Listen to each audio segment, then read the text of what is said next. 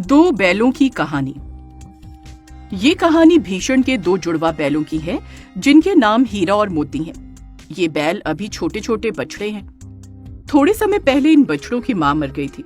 तभी से भीषण इन दोनों बछड़ों को लाड प्यार से पाल रहा है।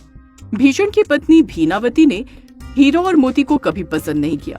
वहीं भीषण को दोनों के साथ अद्भुत प्रेम और स्नेह है। हीरा और मोती दोनों ही बहुत नटखट और शरारती बच्चे हैं। दोनों हमेशा शैतानी करते रहते हैं। उनके इन्हें शैतानियों को देखकर भीषण बहुत खुश होता है और आनंद लेता है। वहीं भीनावती बहुत गुस्सा करती है। हाय राम, हीरा और मोती, तुम दोनों कर्म जलों ने ये क्या कर दिया? मेरी सारी मेहनत को मिट्टी में मिला दिया। अरे भीनावती, क्यों इन दोनों नटखट बच्चों पर गुस्सा कर रही हो? क्या हुआ है? आओ देखो तुम्हारे नटखट बच्चों ने क्या किया है। मैंने चारे के ढेर लगा कर रखे थे और इन्होंने अपने सींगों पर उछाल उछाल कर सारे ढेर गिरा दिए हैं। अरे भीनावती, गुस्सा क्यों करती हो फालतू में? बच्चे हैं, ये शरारत नहीं करेंगे तो फिर कौन करेगा? और वैसे भी मुझे इनकी शरारतें और नटखटपन देखकर बहुत ही मजा आता है। देखो तो कितने अच्छे लग रहे हैं दोनों एक दूसरे के साथ खेलते हुए। दिल को सुकून मिलता है इन्हें देखकर। अच्छा, तुम्हें इतना ही अच्छा लग रहा है तो तुम ही चारे के ढेर दोबारा से वापस लगा देना। मैं नहीं करने वाली अब कुछ भी। भीषण उन दोनों को बहुत प्रेम करता था। वहीं हीरा और मोती में भी एक अद्भुत स्नेह था। दोनों भाई एक दूसरे से बहुत ज्यादा प्रेम करते थे। दोनों जुड़वा थे, जिस वजह से अगर चोट एक को लगती तो घाव दूसरे को होता, और अगर दर्द एक को होता तो उस दर्द का एहसास दूसरे भाई को होता। दोनों एक दूसरे के साथ बहुत भाईचारे के साथ घुल-मिल कर रहते थे। फिर ऐसे ऐसे दिन बीतते गए। समय के साथ हीरा और मोती भी अब जवान हो चुके थे। दोनों कद-काठी में बहुत ऊंचे, लंबे और खूबसूरत हो गए थे। दोनों अब काम में भी अपने मालिक के साथ हाथ बटाने लगे थे। मालिक, अब तो हम जवान हो गए हैं। अब हमारा भी फर्ज बनता है कि हम आपके साथ खेतों में चलकर काम करें। बचपन से आपने हमारे लिए बहुत किया है। अब हमारी बारी है कि हम आपके लिए कुछ करें। हाँ मालिक, हीरा सही कह रहा है। अब हम भी आपके साथ खेतों में काम करेंगे। आपको खेत जोतने के लिए पड़ोस के गांव से बैल लाने की कोई जरूरत नहीं है। हम जवान हो चुके हैं, हम खुद खेतों को जोतेंगे। आज मुझे लगा कि सच में मेरे हीरा और मोती जवान हो गए हैं। देखा भीनावती, मैं ना कहता था कि हीरा और मोती बहुत समझदार है। देखो आज ये कितने समझदार हो गए हैं। मेरे साथ खेतों में काम करने के लिए तैयार हो गए हैं। तुम और तुम्हारे बैल एक ही जैसे हैं। जानवरों के साथ रहते रहते तुम भी जानवर बन गए हो। हाँ भीनावती, ना जाने तुम कब समझोगी पगली।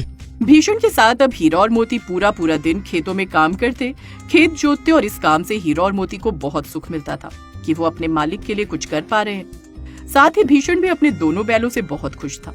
मोती, मैं चाहता हूँ कि हल जिस ओर से भारी है उस ओर से आज मैं हल चलाऊंगा। नहीं हीरा, तुम ऐसा क्यों कह रहे हो? तुम जल्दी थक जाते हो क्योंकि बचपन में तुम्हारी एक टांग टूट गई थी। तुम हल्का हल्का भार उठाओ और हल्का भारी वाला भाग मैं उठाऊंगा।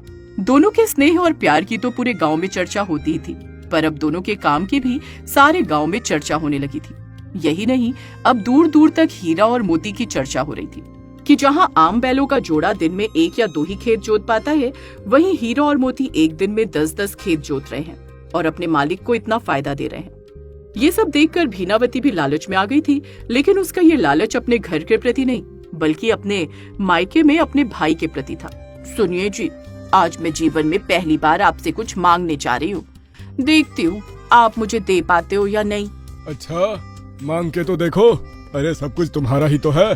भीनावती भीषण से कहती है कि हीरा और मोती की जरूरत यहाँ से ज्यादा उसके मायके में उसके भाई को है, क्योंकि उसके भाई के इतने सारे खेत हैं और उसके भाई के पास कोई भी बैलों का जोड़ा नहीं है, जिस वजह से हर साल उसके खेत बंजर रह जाते हैं और उसके भाई के परिवार का भरण पोषण बड़ी ही मुश्किल से होता है। भीनावती चाहती थी कि भीषण अब हीरा और मोती को उसके भाई को दे दे, लेकिन ये बात सुनकर भीषण के दिल को जैसे किसी ने तीर लगाकर जख्मी कर दिया।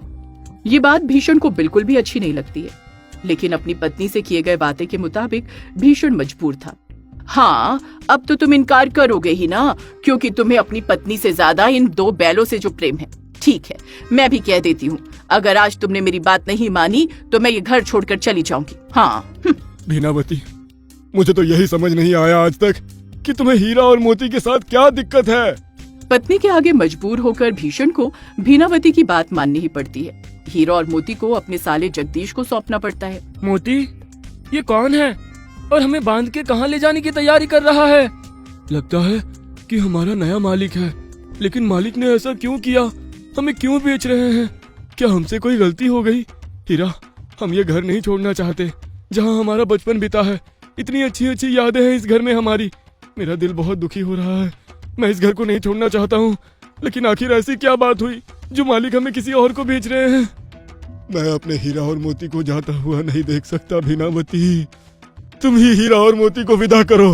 भीनावती बड़ी ही खुशी के साथ हीरा और मोती को वहाँ से अपने भाई के साथ भेज देती है और सोचती है कि बड़ी मुश्किल से दोनों बैलों से इतने लंबे समय के बाद छुटकारा मिला। शुक्र है भगवान का, इन दोनों बैलों से छुटकारा मिला। ये तो एक तीर से दो निशाने हो गए। मेरे भाई के खेतों का काम भी हो गया और मुझे भी इन करमचलों से छुटकारा मिल गया। बड़े ही अड़ियल किस्म के बैल हैं। घर जाने में इतनी देर हो रही है और ये दोनों जैसे किसी राजा महाराजा का रथ बड़े ही आराम से लेकर चल रहे हैं। भीषण का साला उन्हें जल्दी चलने के लिए लाठी से खूब मारता है। जब लाठी एक पर पड़ रही थी तो दूसरे को अपने आप चोट लग रही थी और घाव हो रहे थे। दोनों चलने में अड़ गए क्योंकि आज से पहले उन्होंने कभी भी किसी से मार नहीं खाई थी। जिंदगी में पहली बार उन्हें किसी ने इतना मारा था। जैसे तैसे दोनों को लेकर भीषण का साला घर पहुंचता है और एक छोटी सी गौशाला में बांधकर सूखी और थोड़ी सी घास दे देता है। मर गया। जिंदगी में पहली बार किसी ने इतनी मार खाई है। मोती दिखाओ तो तुम्हारे घाव कैसे हैं? नहीं हीरा, मैं ठीक हूँ। मुझे तो तुम्हारे घाव ज्यादा लग रहे हैं भाई।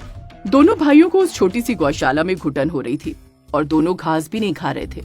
ये लो, तुम दोनों के लिए मैं बची हुई सूखी रोटी लेकर आई हूँ। घर में इतना ही बचा था, इसीलिए मैंने सोचा कि तुम दोनों भूखे होगे तो मैं तुम्हारे लिए रोटी लेकर आ गई। जल्दी जल्दी खा लो, नहीं तो मेरा बेटा आ जाएगा और मुझ पर बहुत गुस्सा करेगा। हीरा, यह आदमी जो हमें इतना मार मार के यहाँ लाया है, ये तो अपने घर में भी बहुत क्रूर है। समझ में नहीं आ रहा कि हम यहाँ कैसे रहेंगे। हीरा, ऐसा करते हैं, हम यहाँ से भाग चलते हैं। हाँ मोती, मुझे मालिक की और घर की बहुत याद आ रही है। तुम सही कहते हो, हमें यहाँ से चले जाना चाहिए। चलो खूंटा तोड़कर भाग जाते हैं। हीरा और मोती खूंटे से रस्सी तोड़कर रात में भागकर अपने घर आ जाते हैं। सुबह जब भीषण हीरा और मोती को देखता है तो बहुत खुश हो जाता है। देखो भीनावती, हीरा और मोती लौट आए हैं। अरे, ये दोनों मेरे वफादार बैल हैं। ये मेरे बिना नहीं रह सकते, न ही मैं इनके बिना रह सकता हूँ। तुम इस बात को क्यों नहीं समझती हो? तुम क्या चाहते हो? मेरे भाई के खेत बंजर रहें? हमारा तो गुजारा जैसे तैसे फिर भी चल पड़ता है। हम खाने वाले सिर्फ 2 जने हैं। मेरे भाई को देखो, कितना बड़ा परिवार है। वो सारे भूखे मर रहे हैं। जमीन पूरी बंजर पड़ी हुई है। मैं कह देती हूँ, इन बैलों को वापस मेरे भाई के साथ भेजो। मैं अभी अपने भाई को बुला रही हूँ। पत्नी के आगे मजबूर भीषण हीरा और मोती को फिर से जगदीश के साथ भेज देता है। लेकिन इस बार हीरा और मोती ने सोच लिया था कि वो अब भागेंगे तो अपने मालिक के पास वापस लौट कर नहीं आएंगे, क्योंकि अगर वो लौट कर आए तो दोबारा फिर से उनके मालिक उन्हें इस क्रूर इंसान के साथ भेज देंगे। इसलिए दोनों ने सोच लिया था कि वो भागकर कहीं दूर चले जाएंगे। हीरा, मुझे तो बहुत गुस्सा आ रहा है। मुझे इस क्रूर इंसान के साथ जाने का बिल्कुल भी मन नहीं है। मेरा मन कर रहा है इसे अपने सींगों से उठाकर पटक के नीचे जमीन पर गिराकर मार डालूं। नहीं मोती, हम ऐसा नहीं कर सकते। ये है तो हमारे मालिक का साला, और इसे मारकर हम इंसानों जैसा गलत नहीं कर सकते। हमें इससे छुटकारा पाने के लिए कोई दूसरा रास्ता देखना पड़ेगा। जगदीश हीरा और मोती को जैसे तैसे लेकर घर पहुंचा। इस बार उन्हें एक मजबूत मोटी रस्सी के साथ बांध देता है, जिससे कि हीरा और मोती भाग न सके। भाई देख तो, कितनी मजबूत रस्सी से बांधा है हमें। अब हम यहाँ से कैसे भागेंगे? इतनी मजबूत रस्सी को हम नहीं तोड़ पाएंगे। हाँ हीरा, तू सही कह रहा है। अब तो भगवान ही हमारी मदद कर सकते हैं। तभी रात में छुपते छुपाते जगदीश की माँ हीरा और मोती के पास रोटी लेकर आती है और उन्हें पुचकारती हुई कहती है, खा लो मेरे बच्चों, जल्दी से रोटी खा लो। मैं जानती हूँ मेरा बेटा तुम पर बहुत अत्याचार कर रहा है। तुम यहाँ से भाग गए थे ना, तो इसलिए उसने तुम्हें मोटी रस्सी से बांध दिया है ताकि तुम दोबारा भाग न सको। अब वो तुम्हें नकेल डालने की बात कर रहा है। तुम भाग जाओ यहाँ से, भाग जाओ, मैं तुम्हारी रस्सी खोल देती हूँ। लेकिन माताजी, आप मुसीबत में पड़ जाएंगी। आपका बेटा समझ जाएगा कि आपने ही हमें खोलकर यहाँ से भगा दिया है। हम आपको मुसीबत में डालकर यहाँ से भागना नहीं चाहते। हाँ माताजी, हमारे जाने के बाद आपका बेटा आपके साथ ना जाने क्या करेगा। तुम मेरी चिंता ना करो, मैं सब संभाल लूंगी। तुम बस भाग जाओ यहाँ से। हीरा और मोती दोनों वहाँ से बहुत दूर भाग जाते हैं। जब इस बात की खबर भीषण को लगती है कि हीरा और मोती वहाँ से फिर से भाग गए हैं, और वो लौट कर घर नहीं आए हैं तो भीषण हीरा और मोती के लिए बहुत परेशान होता है। उनके वापस ना लौटने पर वो बहुत बीमार पड़ जाता है। मेरे हीरा और मोती वहां से फिर से भाग गए और इस बार लौटकर मेरे पास भी नहीं आए, क्योंकि उन्हें अब मेरे ऊपर यकीन नहीं रहा है। और यकीन हो भी कैसे, मैंने उनका यकीन जो तोड़ दिया। ना जाने उनके साथ क्या क्या हुआ होगा जो बार बार भाग रहे हैं। ना जाने कहाँ होंगे मेरे हीरा और मोती भूखे प्यासे। पति को हीरा और मोती के लिए उदास और बीमार देखकर भीनावती अब समझ गई थी कि उसने हीरा, मोती और अपने पति को अलग करके बहुत गलत किया है। वो अपने किए पर बहुत शर्मिंदा होती है। मुझे माफ कर दीजिए, मुझसे बहुत बड़ी गलती हो गई। मैं आप तीनों के प्रेम को कभी समझ ही नहीं पाई। ये जानवर होकर इतने समझदार थे और मैं इंसान होकर इतनी बददिमाग। मेरे भाई ने ना जाने उनके साथ क्या क्या किया होगा जो वो वहां से फिर से भाग गए। मैं चाहती हूँ कि आप हीरा और मोती को ढूंढ कर ले आए। भीषण और उसकी पत्नी भीनावती ने हीरा और मोती को बहुत तलाशने की कोशिश की, लेकिन वो दोनों कहीं भी नहीं मिले। तभी गांव के एक आदमी से भीषण को खबर मिलती है कि दूसरे गांव में 2 बैलों को खेतों में फसल की चोरी करते हुए पकड़ा गया है।